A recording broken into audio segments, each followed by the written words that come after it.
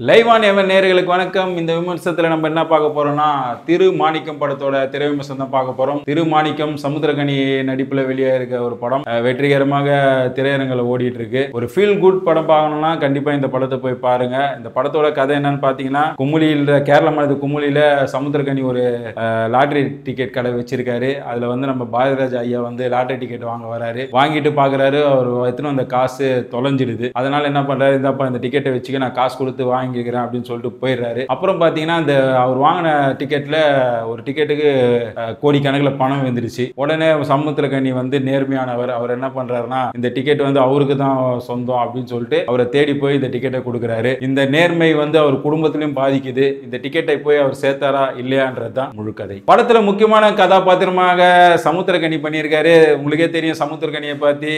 நேர்மைனா அது இன்னொரு சமுத்திரக்கனி தான் சொல்லணும், இன்னொரு பேரு. அவர் அந்த படத்துக்கு ஏற்ற மாதிரி, இந்த கதை களத்துக்கு ஏற்ற மாதிரி ஒரு நேர்மையானவரை நினைச்சிருக்காரு. எளியவன் நேர்மையா இருந்தா எந்த மாதிரியான கஷ்டம்லாம் அவருக்கு ஏற்படும் அப்படின்றத நடிப்பின் மூலமாக உணர்வுபூர்வமா வெளிப்படுத்தியிருக்காரு சமுத்திரக்கனி. இன்னொரு கதாபாத்திரம் யாருன்னு பாத்தீங்கன்னா, நம்ம அனன்யா பண்ணியிருக்காங்க. நாடோடிகள் பார்த்த அதே அனன்யா தான் இந்த படத்துல 2 பெண் பிள்ளைகளுக்கு அம்மான்ற கேரக்டர் நடிச்சிருக்காங்க. தன்னோட கணவரோட நேர்மையால அந்த குடும்பம் படுற கஷ்டத்தை அவங்க வந்து கரெக்டா அந்த ஸ்கிரீன்ல கொண்டு வந்திருக்காங்க.